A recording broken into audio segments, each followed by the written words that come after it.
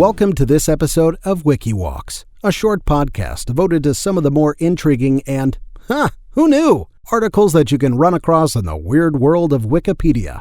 I'm your host, Chris Grismer.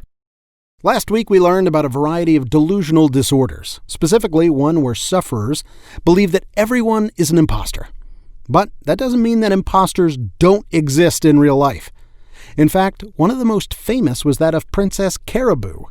She even was immortalized in a 1994 movie with Kevin Kline and Phoebe Cates from Fast Times at Ridgemont High fame. But who exactly was this beautiful royal mystery? Well, let's dive in, shall we? It was a chilly April evening in Almondsbury, England, when a cobbler came across a disoriented young woman wandering barefoot through town. She had a curious look about her and wore a high-collared dress with a black turban atop her head. It was unlike any attire the man had ever seen. He attempted to speak with her, but she gestured wildly, speaking a language that he couldn't comprehend. He thought that the young lady was a vagabond, so he brought her to the home of the local magistrate, Samuel Worrell. He explained to him that the old woman was acting rather odd, to say the least. Mr. Worrell checked the woman's pockets for any documentation, but only found a counterfeit sixpence and quickly grew suspicious, as holding fake currency was a crime. But the woman seemed harmless to his wife, Mrs. Worrell, whose kind heart made her see the best in people. And so Mrs. Worrell, against her husband's wishes, arranged lodging for the mysterious woman at a local inn. The staff at the inn, however, shared Samuel's concerns as they observed her strange behavior. When they first entered the room, she took a particular interest in a drawing of a pineapple on the wall. She clearly recognized the depiction and started screaming, "Nana! Nana! Nana!" After the innkeeper gave her a cup of tea, she covered one eye with her hand while chanting an unusual prayer, like you do, and when they showed her the bed, she appeared confused. They tried to show her how to use the bed, but she refused its comforts and insisted on sleeping on the floor. The next day, Mrs. Worrell returned to the inn and invited her to stay at their estate in Knoll Park, but the staff and servants were startled by her indecent behavior, which clashed with their proper English manners. She continued to sleep on the floor and would dance wildly sometimes, often wearing nothing but a smile. She refused to eat meat, drank only water and tea, and would fast every Tuesday. When roaming the ground, she insisted on carrying a gong along with a bow and an arrow, giving her a very Xena warrior princess-like appearance. But the most bizarre activity they observed was her weekly ritual, where she would chant from the treetops, "Allah, Allah, Tala! Allah, Allah, Tala!" All right. She was by far the most unusual guest Knoll Park had ever received. After several weeks of doting, Mrs. Worrell decided to have a wardrobe made up for her guest, but the mysterious woman selected the most exotic fabrics from the dressmaker's wares, wrapping it around her in a tribal-like fashion. This once again confirmed Mrs. Worrell's suspicions that this woman was not European. But the question still remained. Who was she? Time and time again, the family tried to uncover this mystery until the day Mrs. Worrell finally made a breakthrough after her countless attempts in a series of charades. Mrs. Worrell learned that she had arrived in England by ship. She provided her guest with a quill and was surprised to see her write down symbols from her mysterious language. "I am Mrs. Worrell," Mrs. Worrell said as she gestured to herself and motioned for her to do the same. After repeating this a number of times, the nameless woman suddenly broke down into tears. She then pointed to herself and managed to articulate a single word. "Caraboo." Mrs. Worrell was elated, but not everybody bought the story. Mr. Worrell still remained unconvinced. "She's an impostor, simply preying on our generosity."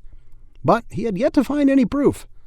So he decided to take her to court on the grounds that she had false currency in her possession, but no one was able to understand anything she said except for one word: Caraboo.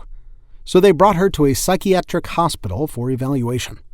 When Mrs. Worrell found out, she was furious and quickly intervened, insisting that Caraboo rejoin them at Knoll Park. She was pressed to write down samples of her language and reproduce her entire alphabet. Mrs. Worrell thought she was starting to make sense of the seemingly incoherent language and sent samples to Oxford for translation. But the academic scholars simply dismissed Caraboo's bizarre symbols.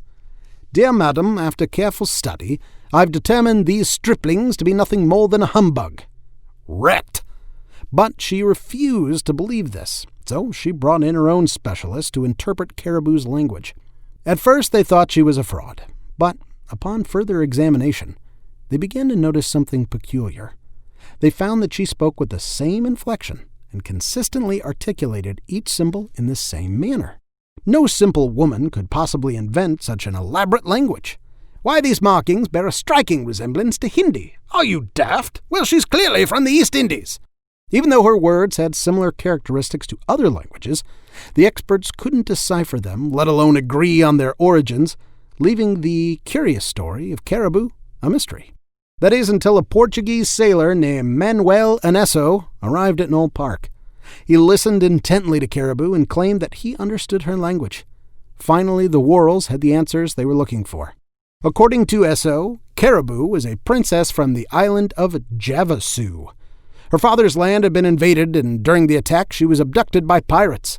She was taken on a long and dangerous voyage, where she managed to escape by jumping overboard into the Bristol Channel, where she swam safely ashore. Mrs. Worrell was thrilled and couldn't wait to spread the news about their royal guests and her incredible story of survival. Nobles, experts, and spectators from all over descended upon Knoll Park, entranced by the exotic princess. They provided her with elegant garments, painted portraits of her likeness, and threw parties in her honor. Even newspapers began printing her story. People couldn't get enough of Princess Caraboo, and she had even won over her biggest skeptic, Mr. Worrell. But her notoriety also attracted several cynics who made every attempt to discredit her. One charismatic gentleman tried to demonstrate that she could understand English by saying to her, "You are the most beautiful creature that I have ever beheld. You are an angel."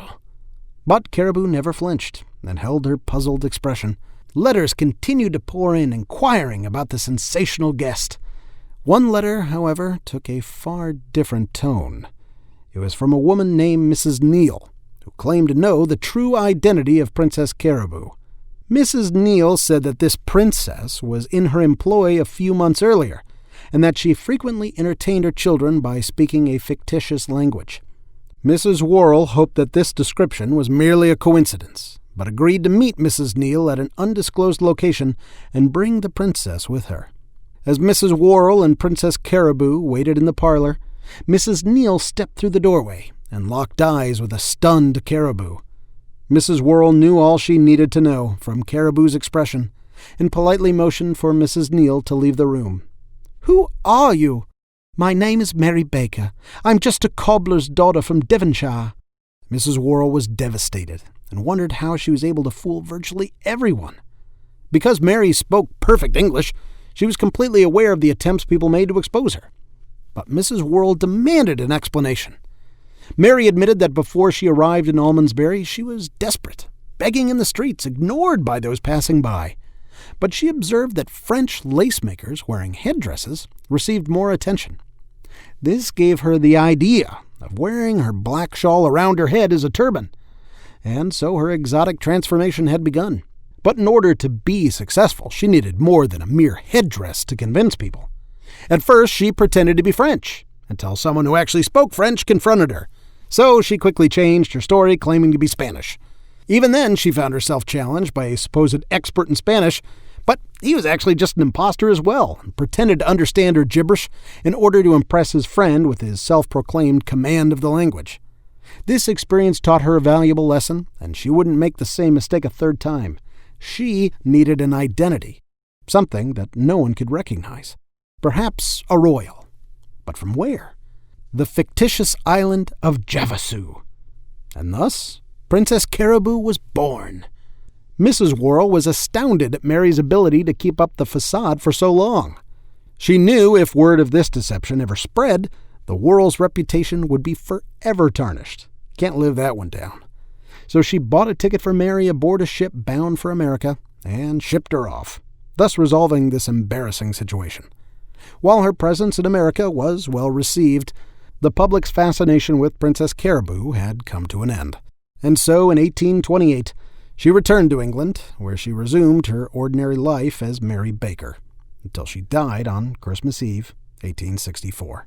Although Mary lived out her final days in obscurity, for one moment in time she was an eccentric royal that enchanted the upper class, who would always remember their brief encounter with Princess Caraboo.